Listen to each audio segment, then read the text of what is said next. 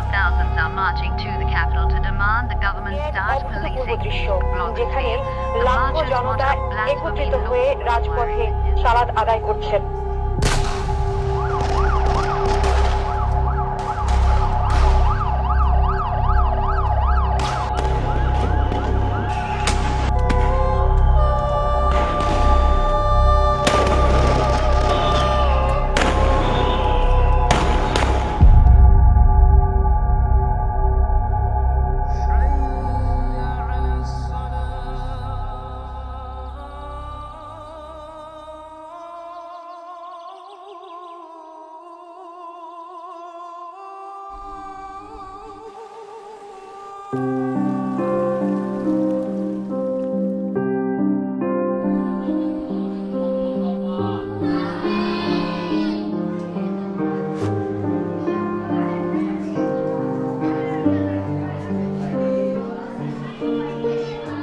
আমাদের যে শিক্ষা ব্যবস্থা বাংলাদেশের, এটা আমরা সবাই জানি যে এটা খুবই ডিপলি ডিভাইডেড একটা শিক্ষা ব্যবস্থা। নর্মাল যে শিক্ষা ব্যবস্থাটা বাংলা মিডিয়ামে বড় একটা অংশ পড়াশোনা করতেছে, পাশাপাশি আরবি মিডিয়াম আছে। তো এই যে কওমি মাদ্রাসা, আলিয়া মাদ্রাসা এবং এই যে আমরা জেনারেল যেটা বলতেছি, এই যে আমাদের যে ডিভাইডেড শিক্ষা ব্যবস্থা, এগুলো আছে, এগুলোরই বাই প্রোডাক্ট আসলে। কওমি মাদ্রাসা তো একদম সরকার থেকে সম্পূর্ণ বিপরীতে গিয়ে মানুষের টাকা পয়সা নিয়ে মানুষের কাছে জবাবদিহিতার জায়গা থেকে মাদ্রাসাগুলো গড়ে ওঠে আর কি। এবং এর পেছনে একটা বড় কারণ ছিল হচ্ছে ইসলামকে রক্ষা।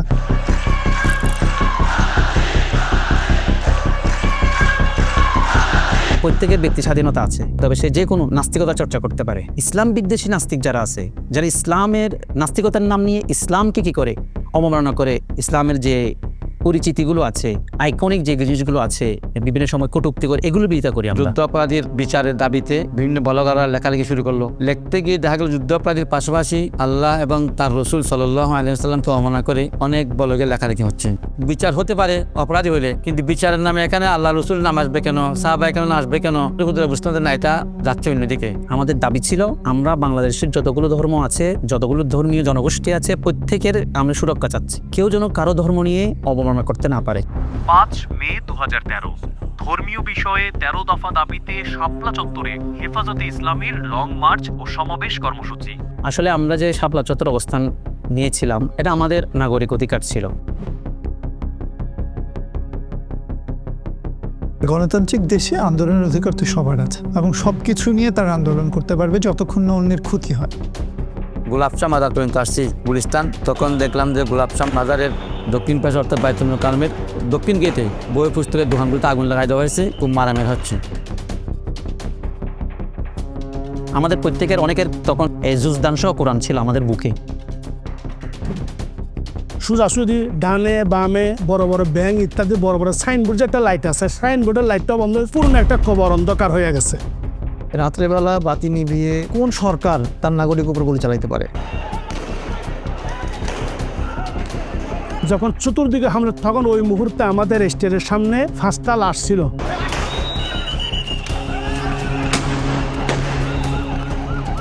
রক্তগুলো টপ টপ পড়তে শরীর দেখে অনেকে ওই রক্তগুলো নিয়ে শহীদের রক্ত হিসেবে গায়ে মাখতেছে, সাদা জুব্বা মাখছে।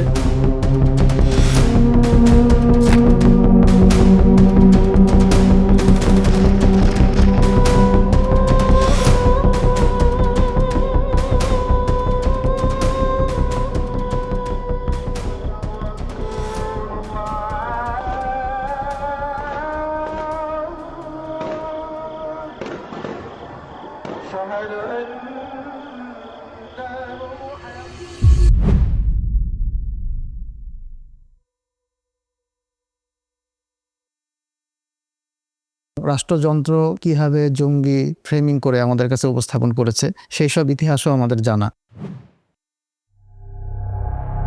এই যে জনগণের উপরে যেই নির্মম হত্যাযজ্ঞ, এবং এই যজ্ঞের মাধ্যমেই কিন্তু শেখ হাসিনা পরবর্তীতে তার পলিটিক্যাল অপোনেন্টদেরকে একেবারে হোলসেল দমন করার যেই লাইসেন্স, এটা কিন্তু সে পেয়ে যায়।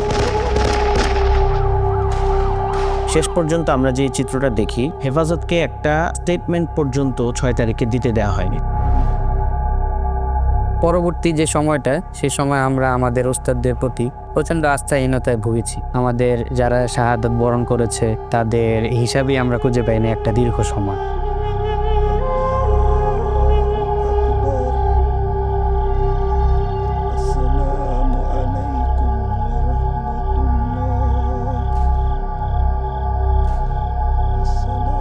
আমরা যখন ঢাকায় ছিলাম তখন আমাদের মাঝে একটা খবর রটিয়ে গিয়েছিল যে আল্লামা আহমদ শফী সাহেবকে গ্রেফতার করা হয়েছে। আমরা তো সাপ্লাই ছিলাম সেদিন, আমাদের ভাইয়েরা আমাদের আপনজনরা ফোন করতেছে বারবার, আমরা কি করব? তখন আমরা বলছি তোমরা শান্তিপূর্ণ অবস্থান করো, হুজুর ইনশাল্লাহ পৌঁছে যাবে, এগুলো আমাদেরকে বলতেছি। সারা দেশে যখন এই খবরটা রটিয়ে যায় যে আল্লামা আহমদ শফী সাহেবকে গ্রেফতার করা হয়েছে, ঠিক তখনই মাদারীনগর মাদ্রাসার দিকে সেখানে প্রায় 12টা লাশ পড়ে, হাটহাজারীতে 6টা লাশ পড়ে। একজন হচ্ছে আলামিন, একজন হচ্ছে শহীদ জসিমউদ্দিন, একজন হচ্ছে জাহেদ, আর একজন হচ্ছে হাফেজ শাহাদাত।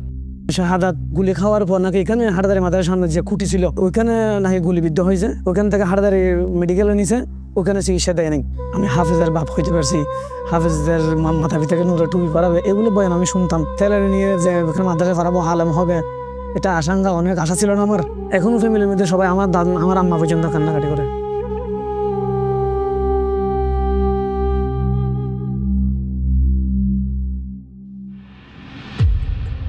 2013 সালে শাপলা চত্বর হত্যাকাণ্ডের পর যে বাস্তবতার ভেতর দিয়ে আমরা গিয়েছি, তখন আসলে তালিকা তৈরি করার মতো কোনো অবস্থায় ছিল না।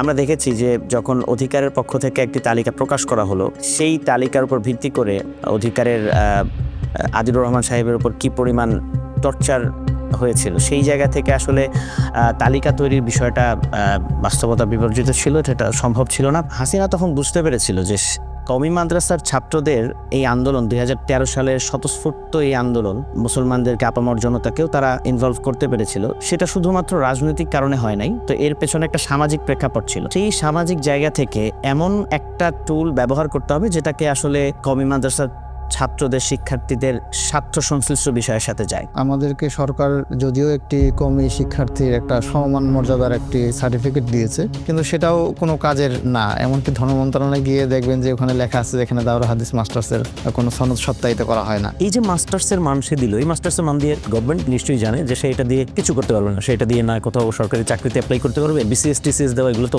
বহুত দূর। কি বা আমাদের তো সনদই নেই, রাষ্ট্রের কোনো কাজে আমরা সরাসরি কন্ট্রিবিউট করেও কোনো সুযোগ আমাদের কখনোই ছিল না। পবিত্র কোরআনে 26টি আয়াত বাতিল চেয়ে ভারতের উচ্চ আদালতে একটি রিট করা হয়েছে। রিটটি করেছেন উত্তরপ্রদেশ রাজ্য শিয়া ওয়াকফ বোর্ডের সাবেক চেয়ারম্যান ওয়াসিম রিজভী। ভারতের হাইকোর্টে একটা পিটিশন দায়ের করেছিল। সারা পৃথিবীতে তাদের এই সিদ্ধান্তের বিরুদ্ধে ব্যাপক উত্তাল আন্দোলন হয়েছিল।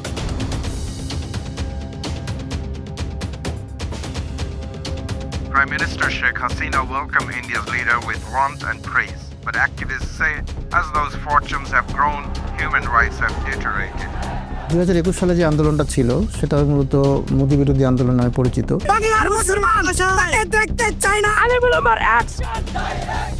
তিনি এমন একজন মানুষ যার হাতে মুসলমানদের রক্ত লেগে আছে। একমাত্র আন্দোলন ছিল নরেন্দ্র মোদী বাংলাদেশে আসতে পারবে না, কারণ সে একজন মুসলমান হত্যাকারী। তিনি তো আগাগোড়া একজন সাম্প্রদায়িক মানুষ, আর 71-এর চেতনা হলো অসাম্প্রদায়িক। যেদিন আন্দোলনটা শুরু হয়েছিল সেদিন কিন্তু হেফাজতে ইসলামের কোনো কর্মসূচি ছিল না। পূর্ব ঘোষিত কোনো কর্মসূচি ছাড়াই মানুষের ভেতরে যে পুঞ্জীভূত ক্ষোভ ছিল, সেই জায়গা থেকেই বাইতুল মুকাররমে মুসল্লিরা নেমে আসে।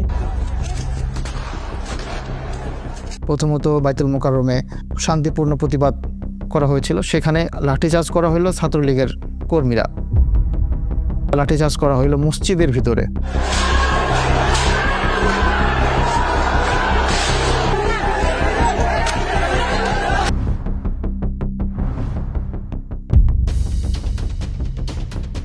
মোদী বিরোধী আন্দোলনকে কেন্দ্র করে ধর্মীয় গোষ্ঠী রাস্তায় নেমেছে এবং এর দায়ভার ধর্মীয় সংগঠনগুলোর উপর গেছে, এবং এই যে এতগুলো লাশ পড়লো, এর কোনো জবাবদিহিতা, কোনো বিচার এবং পুরো বিষয়টা কোনো আইনি প্রক্রিয়ার মধ্যে নেয়ার মতো কোনো অবস্থার ভিতর দিয়ে আমরা আগামী কয়েকটা বছর যাইনি, এবং এর মধ্যে দিয়েই তো আমরা দেখলাম যে 24-এর গণঅভ্যুত্থানের মতো পরিস্থিতি তৈরি হয়ে গেল।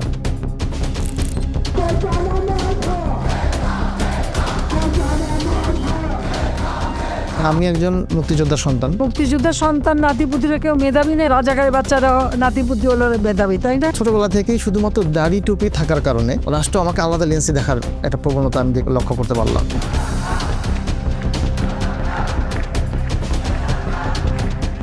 আমার এটা ধারণা ছিল না কোঠা বিরোধী আন্দোলনটা আসলে কি, মানে কি জন্য হচ্ছে এবং কি কোঠা, এটা আমাদের না জানারও কত, যেহেতু আমাদের কওমি মাদ্রাসার ছাত্র, আমাদের এই কোঠা সম্পর্কে আমাদের সাথে তেমন সম্পৃক্ত নাই। 24-এর গণঅভ্যুত্থানে মাদ্রাসা শিক্ষার্থীদের অংশগ্রহণটা বড় পরিসরে শুরু হয়েছিল 17 জুলাই থেকে।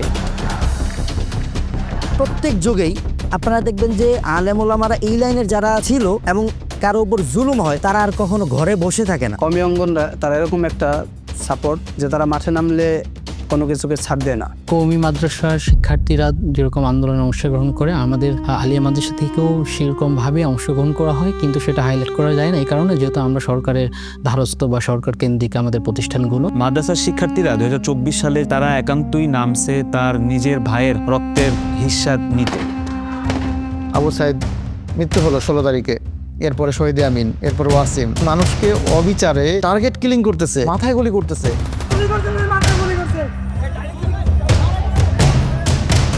শহীদের সংখ্যা বাড়তেই থাকলো এবং শহীদের সংখ্যা বাড়তে বাড়তে বাড়তে সেটা গণহত্যায় রূপান্তরিত হলো। তখন আমরা মনে করছি যে এটা আর কোটা আন্দোলনের সীমাবদ্ধ নয়, এটা একটা জুলুম ভার্সেস মজলুমের একটা যুদ্ধের পর্যায়ে চলে গেছে।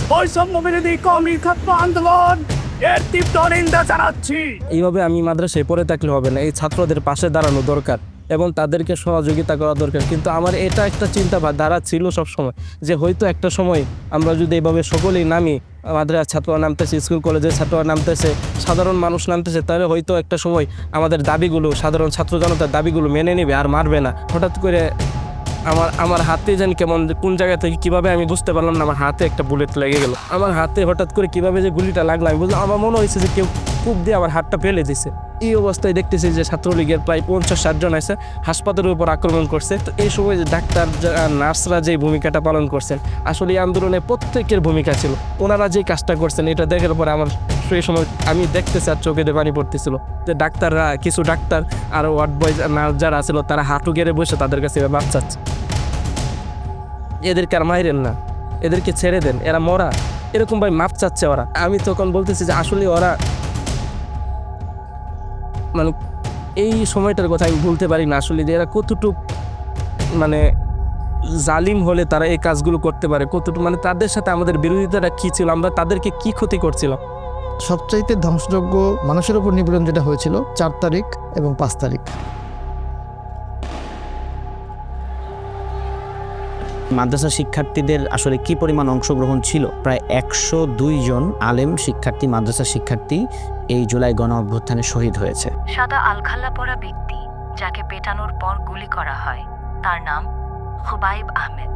পরিবারের তথ্য মতে তার বয়স 24, তিনি মাদ্রাসার ছাত্র। আমার নামটা খুবাইব রাখছেন। হযরত খুবাইব তো শহীদ হয়েছে, বুখারী শরীফের রওয়ায়া। তা নাম আল্লাহ দোয়া করেন, মা দোয়া তো কবুল হয়, আল্লাহ নিয়ে আমার শহীদ করে। মোহাম্মদ শহীদ আরাফাত, তার বড় ভাই আমি হাসান আলী। সে একজন মাদ্রাসার স্টুডেন্ট ছিল। আমরা 2 ভাই 1 বোন। আমার বাবা এই রিক্সা চালিয়ে তাদের সম্পূর্ণ ফ্যামিলি খরচ ওরাই পরিপূর্ণ হয়ে উঠতো না। সেই ক্ষেত্রে তার জীবনটা খুব কষ্টেই কেটেছে। তার ইচ্ছা ছিল সেই কষ্ট থেকে সে বেরিয়ে সে বড় কিছু হবে। তা যখন পদত্যাগের ঘোষণাটা আসে তখন সে আন্দোলন করে মানে থানার সামনে থেকে আসতেছিল, এমন তো অবস্থায় তাকে টার্গেট করে তার পেটের নিচে এখানে গুলি করা হয়। কর্মীটল আমরা নিয়ে যাই খুব দ্রুত। সে তখন বলতেছিল যে আম্মু আমি তো মনে হয় আর বাঁচবো না। ও মারা যায়। তার 2 দিন আগে আমি ওর সাথে ছিলাম, তখন সে কষ্টে এই কথা বলতেছিল যে ভাইয়া আমার আর ভালো লাগতেছে না, আমার যদি হায়াত থাকে তারা যেন আল্লাহ সুস্থ করে দেয়, আর না হলে যেন আল্লাহ আমাকে নিয়ে যায়। মানে এত কষ্ট পাচ্ছিল সে। এবং সে তার 2 দিন পরে সে আবার হচ্ছে লাইফ সাপোর্টে নিয়ে যায় তাকে। তার কিছুদিন পরেই মারা যায়।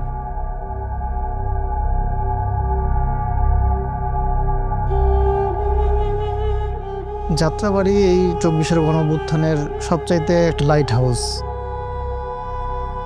আমরা যখন যাত্রাবাড়ি মোচরের দিকে মিছিলটা নিয়ে আসি, তো ওখানেও হচ্ছে ওরা গোলবদ্ধ হয়ে চেয়ার টেবিল ইত্যাদি নিয়ে এবং লাঠি সোটা নিয়ে দেশীয় অস্ত্রসহ তারা ওখানে আমাদের মিছিলটাকে প্রতিহত করে। আমার যে চাবাড়ি দিয়ে কোপ দিছিল, এই কোপটার দাগটা যখন আমার বাবা হচ্ছে 8 তারিখে আমাকে গোসল করে নিয়ে যায়, যাওয়ার পরে যখন গেঞ্জি খুলছিল, গেঞ্জি খোলার পরে যখন পিঠে মাইটগুলো দেখে, আমার বাপ তো গোসল করাবে কি, তখন আমাকে জড়াই ধরে গোসল করার ওখানে কান্না করতেছে যে বাবা তুই কেন গেছিলি। পরে 5 তারিখেও সকাল 10টা-11টা পর্যন্ত মাদ্রাসায় ছিলাম। ওই দিন আমাদের একটা প্রোগ্রাম ছিল 12:30 বাজে। ওই সময়ে খবর আসলো যে কাজলায় প্রচুর গোলাগুলি হচ্ছে।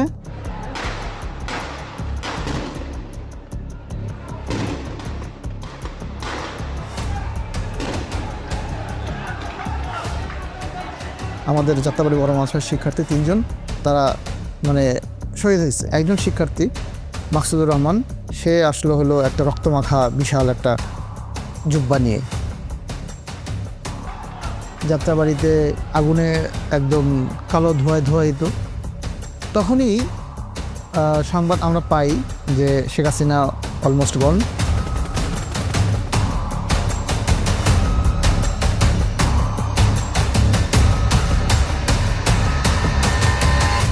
এরপরে যখন আমরা সায়দাবাদে পৌঁছলাম তখন আবার খবর আসলো যে আবার ফায়ার হচ্ছে।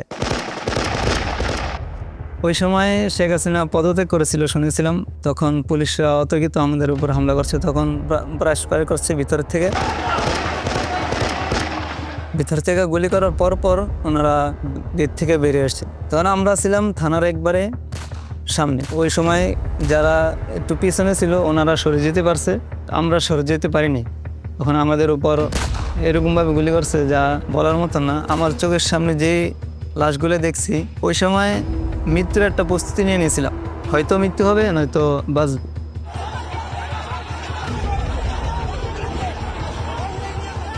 বৈষম্যবিরোধী ছাত্র আন্দোলনে যেসব মাদ্রাসা ছাত্ররা শহীদ হয়েছে, সেই শহীদ পরিবারের সঙ্গে কথা বলতে গেলে, যাদের অঙ্গহানি হয়েছে, এদের সঙ্গে কথা বলতে গেলে একটা জিনিস খেয়াল করছি যে অন্য যে সমস্ত ভিকটিম পরিবার, তাদের থেকে এরা মেন্টালি অনেক স্ট্রং। কারো কাছে গিয়ে মাথা নত করা, কারো সামনে কান্নাকাটি করা, চোখের পানি দেখানো, এই জিনিসটা মাদ্রাসার শিক্ষার্থীদের মধ্যে নাই। 5ই আগস্টের পর যখন আমরা দেখলাম যে আইনশৃঙ্খলা পরিস্থিতির খুব অবনতি এবং বিভিন্ন জায়গায় ডাকাতির ঘটনা ঘটছে, তখন পুলিশ সেনা এই রাষ্ট্রটার মধ্যে মন্দির পাহারার মতো কাজ কিন্তু মাদ্রাসার ছাত্ররা করেছিল।